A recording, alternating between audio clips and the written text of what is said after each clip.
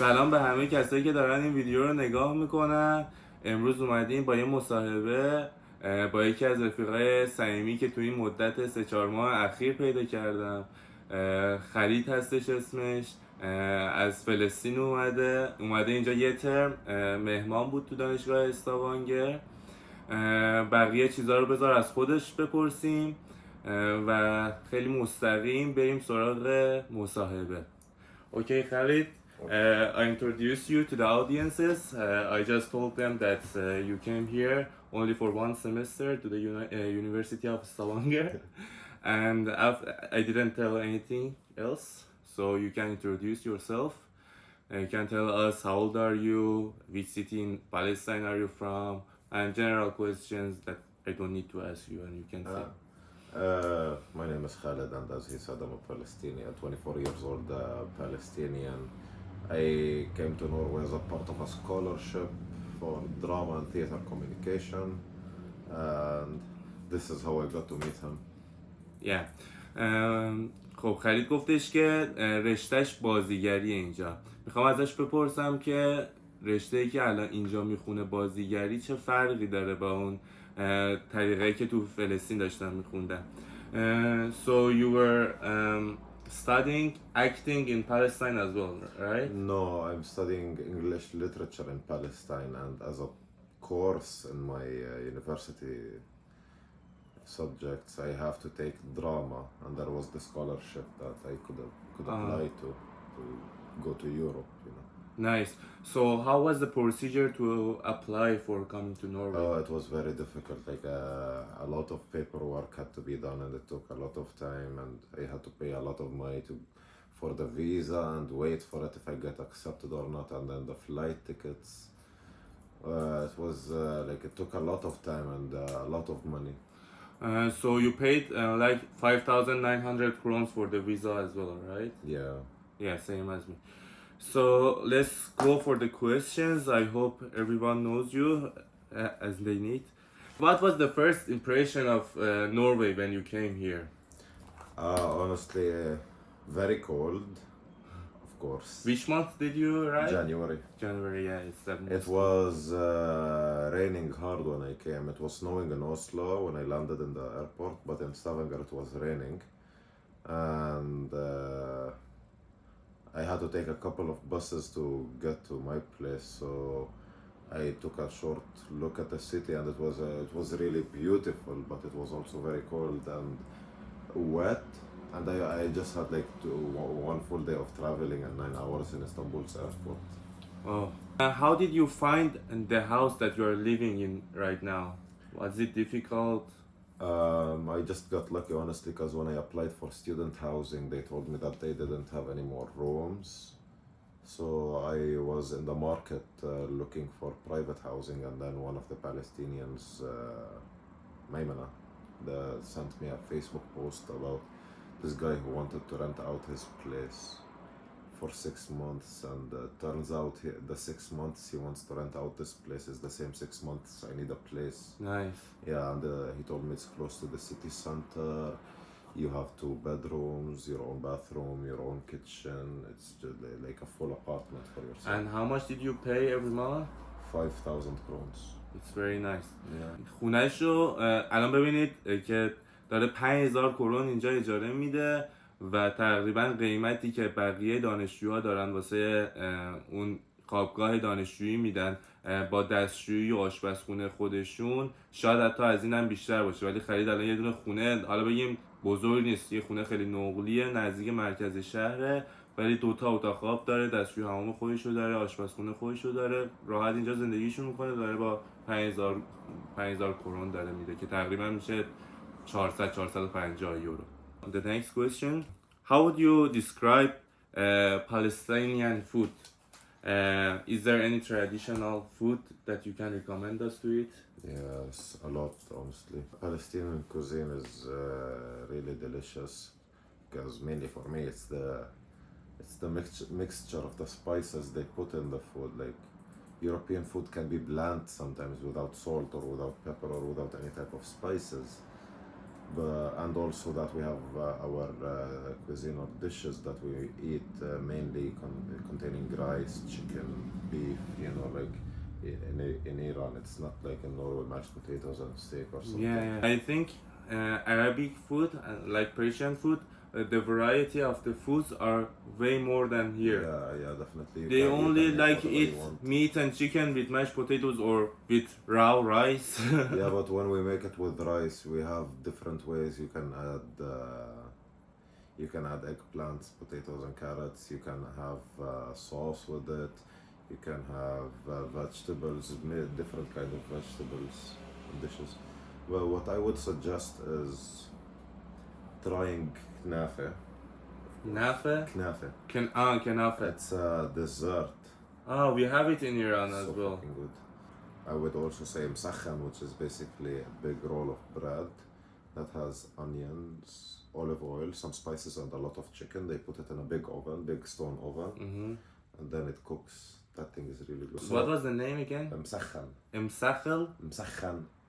I can send you the names of the Okay. dishes. I will put The name of the dishes are gonna be here. اسم غذا رو واسهتون میذارم. So, I want to ask you if you can describe education system in Palestine and how is it differs from other countries, maybe Norway. Education system. In Palestine, it's more of you should memorize this, you should know that. It's all by knowing it, by the brain. Like you have to memorize everything. They don't care if you understand, as long as you memorize. That's how you pass. But in Norway, it's just like people understand what they're studying. Like for example, the Norwegians in my class, when it comes to drama, they know everything about drama. Everything to do with drama. They studied that before. Yes, they do. You mean they care more about understanding other than They care memorizing? more about understanding more than just memorizing stuff. Yeah, I think we have the same issue in Iran as well. Let's go for another question. So, in Palestine, when you finish the education, is it easy to find a work, or how is the work opportunity after education? It is easy to find a work, but the work doesn't necessarily have to do with what you studied in college. Like a lot of people graduate as engineers but end up working with something else. So on and so You forth. mean- But there is a lot of chances to find works in your major. Like if you know the right people and you know where to go, you can find a job easily in your major. Knowing a lot of people, especially knowing people who are in a high place or like have high regards is good. Yeah, we have the They same. can put a good word in for you. So next question, what are the challenges to live in Palestine? What are the difficulties to live in Palestine? Living under occupation, mostly because you know that you can't go from a city to another without worrying that you'll get rocks thrown at you by settlers, or having to stop at a checkpoint and getting checked by Israeli soldiers. Also, the salary wages in Palestine is very low, so that is kind of difficult. That having to work six days a week, 8 hours a day. Yeah. Okay. I hope the situation will get better for you, as well as in Iran. Yeah. Is hijab mandatory in your country? For some it's not illegal to not have hijab, but it depends on the family. Like for me, my family doesn't mind. For example, for my young sister to not wear hijab, it's fine for us. I mean, in the streets. In the streets, no, it's fine. You can wear hijab, you cannot wear hijab, you do whatever you want. But for some families, like for example, the families that come from the village, they're a bit traditional when it comes to that, and they force it. Okay. Yeah, in Iran we have the tradition as well, like you, but it's mandatory to wear hijab as well in the streets. If you don't wear, Saudi Arabia. yeah, if you don't wear hijab in the street, they can arrest you. The police can arrest you. Also, alcohol. How is it? Is it free in Palestine to buy alcohol? You can buy alcohol as long as you don't drink in public places. Okay, so you can go to a supermarket and buy beers or vodka? Not any supermarket. Like in my city, there are 2 people who sell alcohol. Mm-hmm. Like there is a city 1 hour away from me. You can go there and you can buy. You can go to a bar. We have some bars over there. You can go to some places or supermarkets where they sell. Oh, you also have bar. In some cities, not all of them. My city doesn't have any. What is your city? What is your Nablus. city? Nablus. Nablus. I want to ask one more question about freedom. Is it free to tell say your opinion about politics or like everything, like your opinion? Is that free?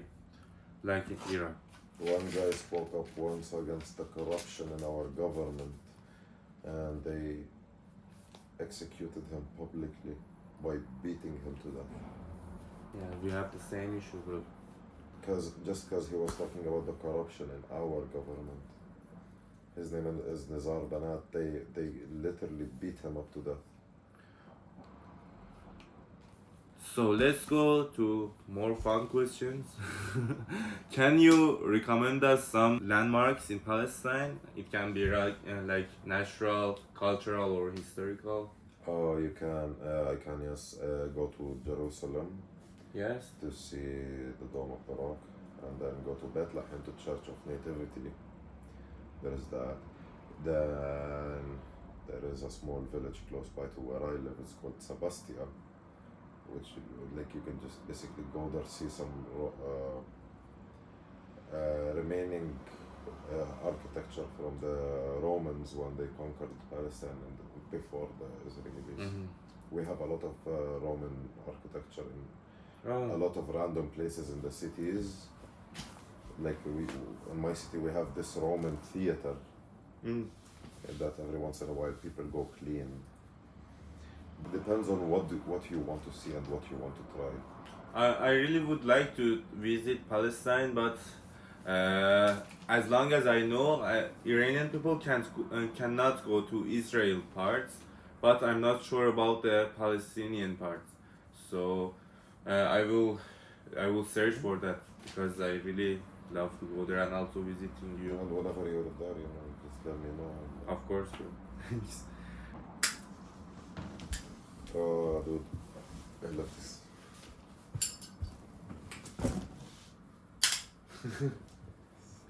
Nice. Okay, let's go to the finishing part of the conversation. Let's go. What do we have? You told me about your opinion about European dishes, that they are shit. Who? Conditions. No, dishes. European dishes. They are shit. Oh, European dishes are shit, yeah. Can you teach me a Palestinian phrase or slang?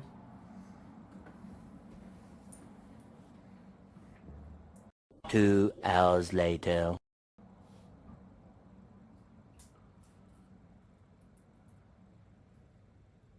Three hours later. I'm gonna say it in Arabic than in English. شفت شو صار هس؟ Come on, more slowly, bro. شفت شوف. شو صار هس or هسه شفت شو صار هسه Again. شفت شو صار هسه شفت شو صار هسه. which basically means did you see what happened right now? شفت شو صار هسه. شفت شو صار هسه. شفت شو صار هسه. But I want you to say the sentence that I used to teach you before. Do you remember it? شش شيخ كباب. Yeah. Just remember the last word. هزار. شیش سیخ کباب سیخی 6000. سيخي 6000. شش شيخ كباب سيخي 6000. Nice. 3 times. شش شيخ كباب سيخي 6000. شش شيخ كباب سيخي 6000. شش شيخ كباب سيخي شش كباب هزار. Nice. Very good, very good. Can you introduce us a Palestinian song that you love a lot and we can Yes, definitely. listen to it?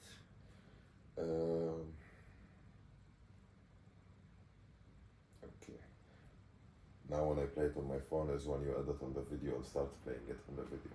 Yeah, okay. It's this one.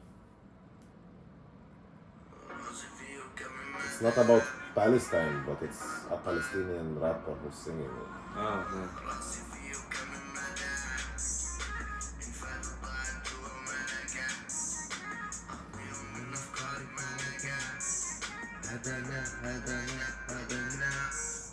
اسم آهنگو واسه‌تون میذارم. I will put the name of the song for them. وانا راسي فيه وكم مدى ان فاتت ضاعت جوا ما رجعت. And can you tell us any interesting fact about Palestine that maybe most of the people doesn't know?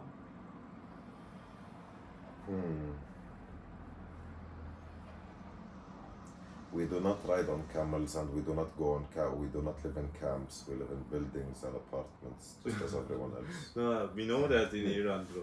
Yeah, I know, but for Europeans, they're like, huh, what the fuck, you live in houses? Like we are under constant occupation, yeah, and like bombings and shootings and everything, but we still have houses, electricity, water, internet. We keep up with the world. We have Twitter. We use Snapchat too, even Instagram in Palestine. But we have a lot of media censorship. So, for example, when I go back to Palestine, for example, or wherever you are, and you start publishing more and more about what's happening in Palestine, your story isn't gonna show to everyone you have, and you are gonna have a lot less views. Oh, really? Yeah. And do you use VPN in Palestine? Oh, yeah, of course, we use VPN. For which communication, like Facebook or? No, we don't use VPN for that. We just use VPN for the means of sometimes downloading cracked files, or like if you're trying to download something that's not available in the country itself. For example, Tinder isn't available in Palestine. So if you want to download it, you'll have to download VPN and then change the VPN to something different and then download Tinder. Because in Iran, we have to use VPN also for Instagram, for Facebook. Oh no, for Palestine no. Yeah. We still can use all the social media. So in this case, you have the better. But the thing is, with the censorship doesn't come from the government. It just comes from the social media apps themselves. Facebook, Yeah. Twitter, Instagram. Yeah, that's not from the government. So, for the last question, is there any question that you wish that I have asked but I didn't and you wanted to answer? No. You think you said everything? Yeah. Okay. Okay, we can say goodbye to the audiences now. Khalid. Bisous. Khalid, امروز روز آخرشه. I'm saying that you are leaving today. Oh yeah. خالد روز آخرشه امروز تو استوانگه و الان ساعت 3 و ساعت 9 شب پروازشه برگرده فلسطین و 2 روزم توره. I'm saying that he's going to 2 days in the way. He's going to stop a lot in the airports. I still have to make some sandwiches. I forgot to do that. We are going to miss you a lot, bro, in Stavanger. Bro, ahoy! See you maybe in Palestine or Iran or maybe Norway or wherever, dude. Yeah, of course. We'll see each other again. بچه‌ها مصاحبه امروزمون هم تموم شد. امیدوارم که شما ویدیو خوشتون اومده باشه. اگه ویدیو رو دوست داشتین لایک، اگه دوست نداشتین دیسلایک. No dislike. We have the like. We have the subscribe somewhere over here, and we have the share. Yes. Please subscribe the channel. And leave a comment. Yes, please. Thank you so much for watching this video. Goodbye. Bye bye.